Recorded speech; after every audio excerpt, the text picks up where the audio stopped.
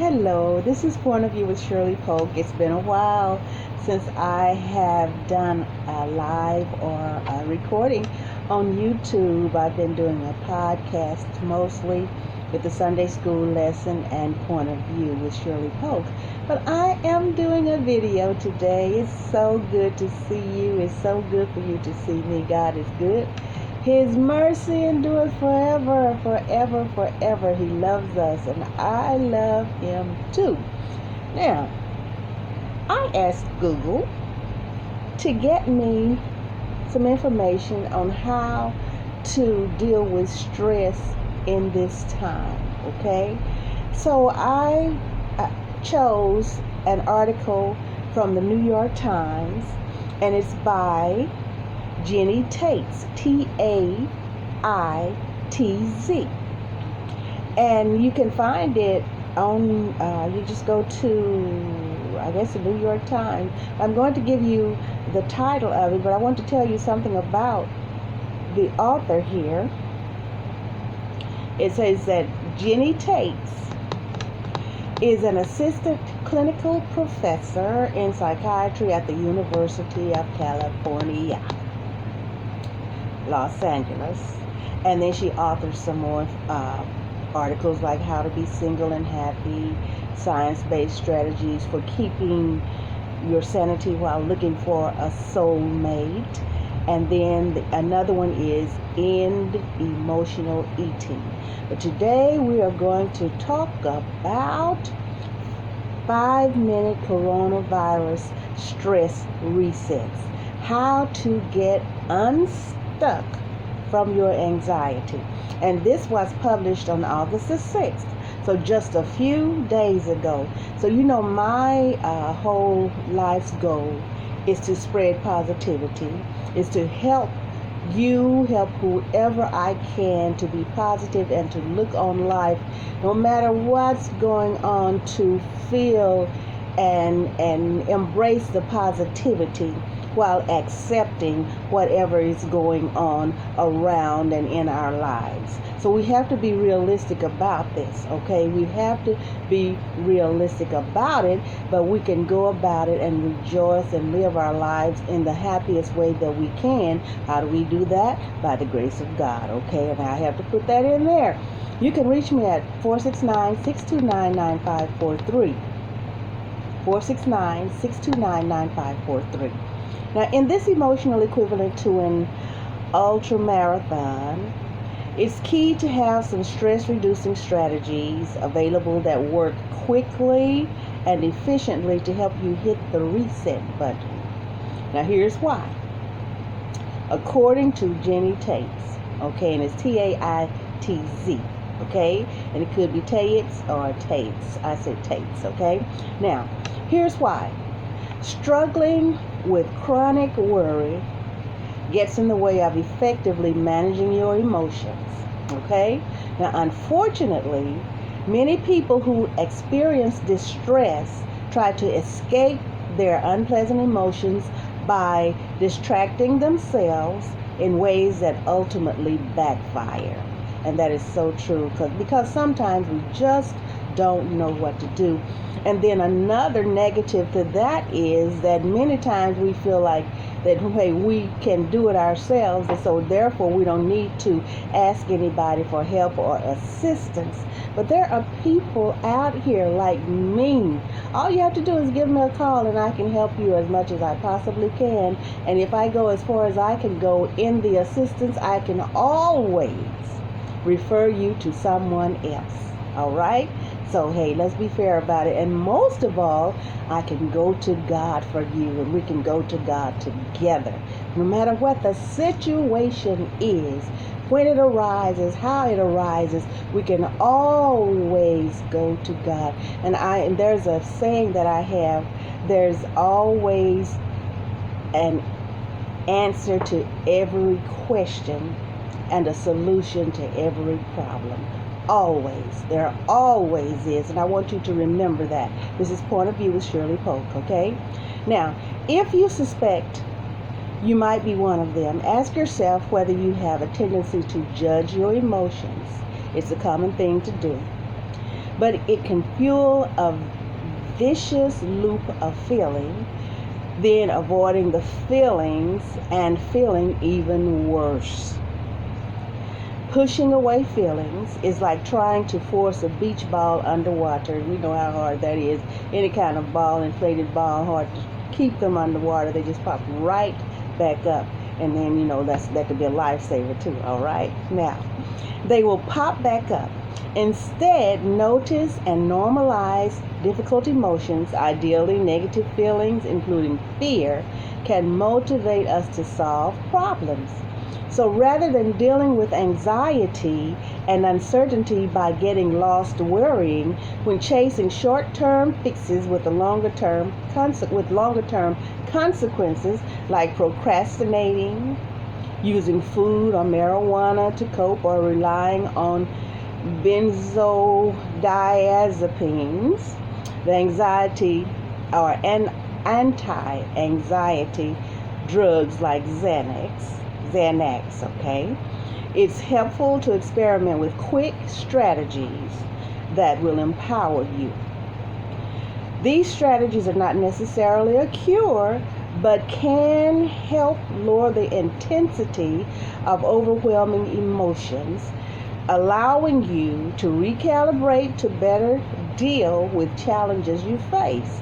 So, and she's saying, she's a clinical psychologist, okay? She's saying, my patients often reflect that an additional perk of strategic coping is boosting your sense of mastery, the hope that arises when you stretch yourself and accomplish something difficult, like coping with your anxiety in a productive way. See, hey, there's help. There's always some help, some positive help to kickstart us, okay, in the right direction. All right. So now here's one. Try music medicine.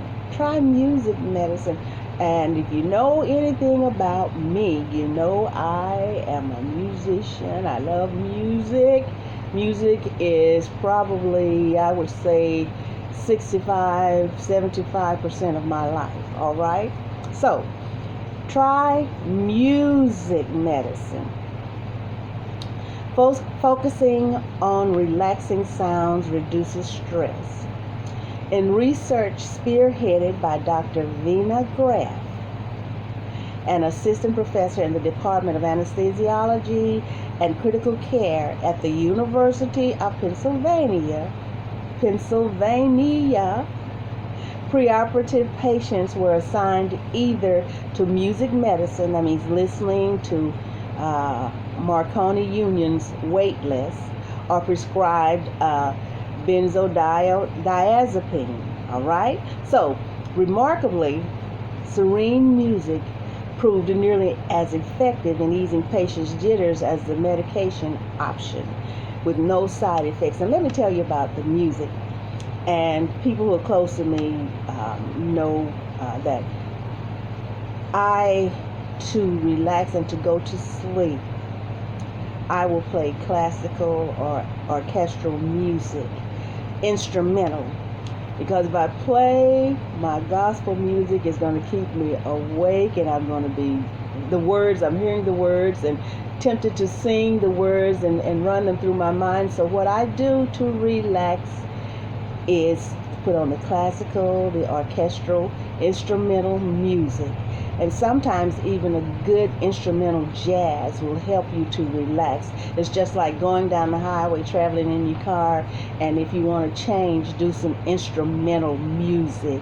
And you have to really watch it, because that foot will do some things, and then you will end up speeding, and you will be unaware of it, okay? So be very careful when you're traveling and listening to that music. And then this is what helps me, orchestral, classical music, instrumental music relaxes me, because I don't have to think about the words or anything like that. It just eases my mind, and then it helps me to relax, greatly relax, okay?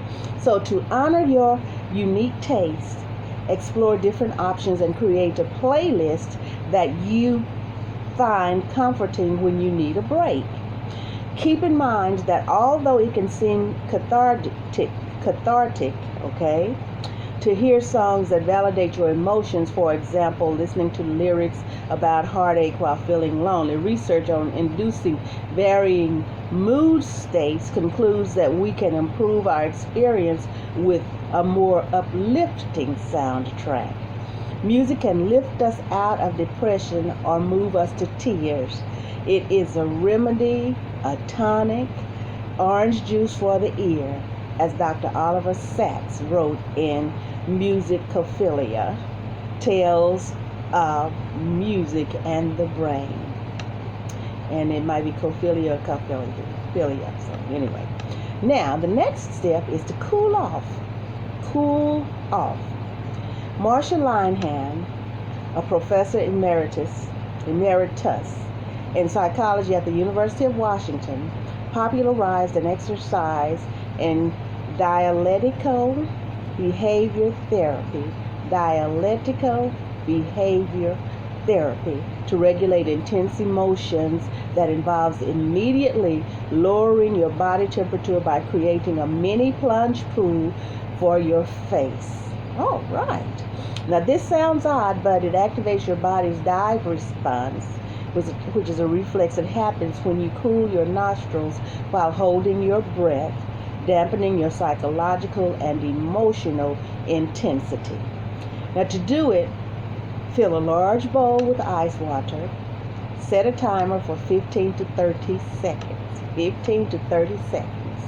Take a deep breath and hold your breath. Remember, hold your breath, okay, while dipping your face into the water. Now, while this isn't conventionally relaxing, it will slow your heart rate, allowing blood to flow more easily to your brain. So I love watching my clients, as the doctor tells us, try this over our telehealth calls and seeing firsthand how quickly this shifts their perspective. Just being willing to do this, I tell my clients, as they prepare to submerge, is a way to practice being flexible. And the next one, pace your breathing. Pace your breathing. And so the doctor tells us one of my favorite ideas that never fails to fill me with gratitude no matter what else is happening comes from the mindfulness expert Jon Kabat-Zinn, who likes to say, as long as you are breathing, there is more right with you than wrong with you. And I totally agree with that, okay?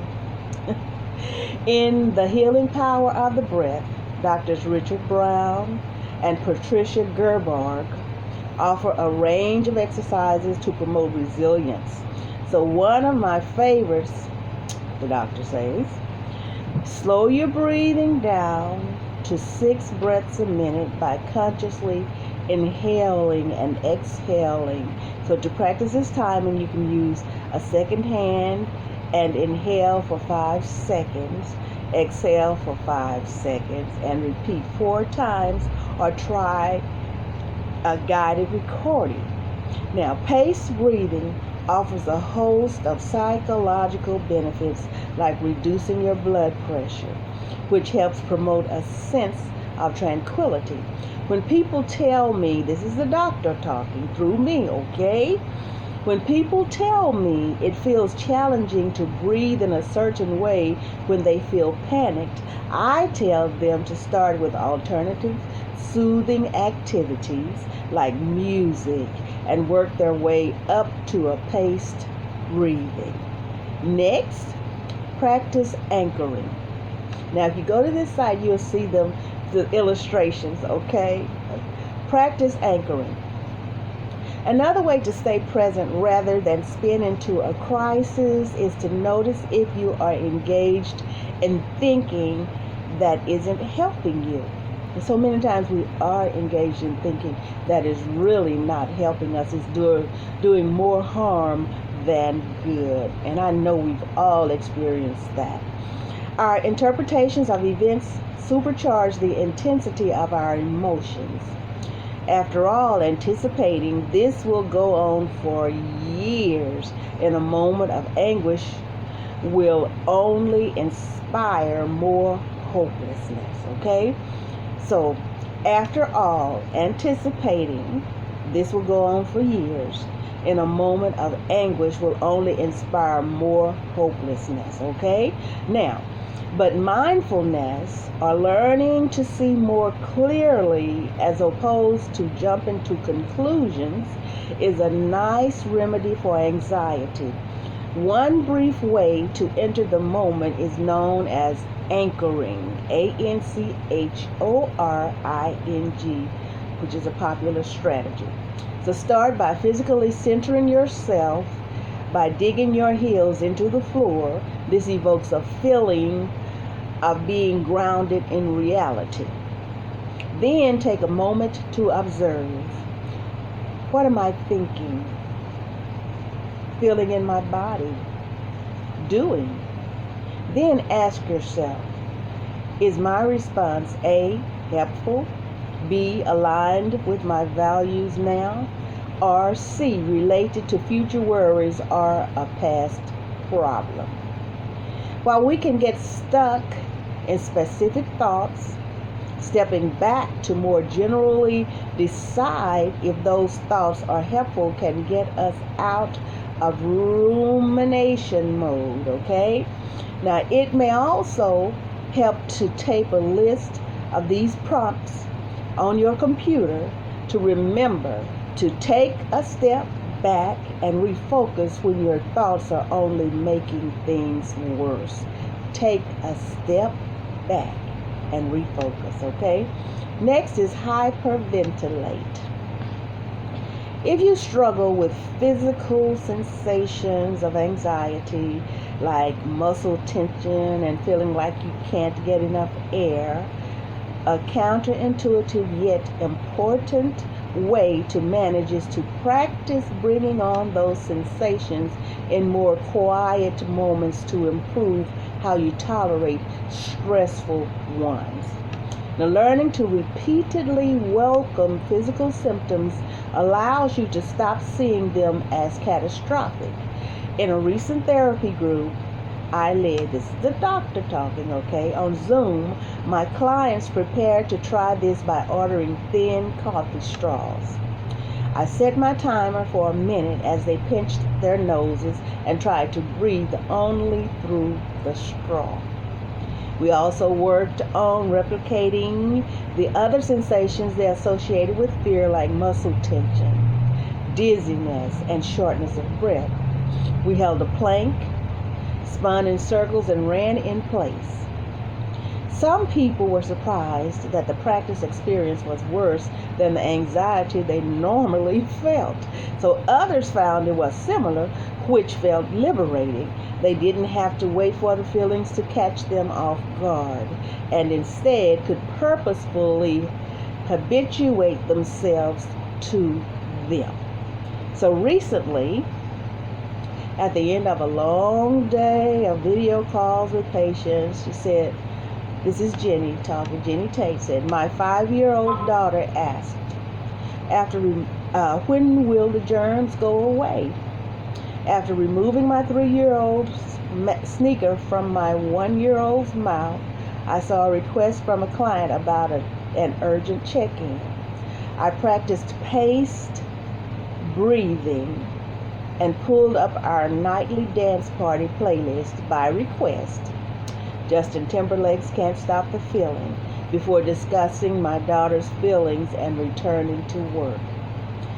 Now, I hope you create your own plan. This is Dr. Jenny Taitz talking, okay? Now, I hope you create your own plan with the strategies above. By practicing managing your emotions, you'll experience a sense of freedom in your life. She said, I don't know about you, but I chase that over any mindless short-term alternative. And this is Dr. Jenny Taitz, who's an assistant clinical professor in psychiatry at the University of California, Los Angeles, and she's also an author. This is Point of View with Shirley Polk. It's a wonderful, wonderful day. This is Monday.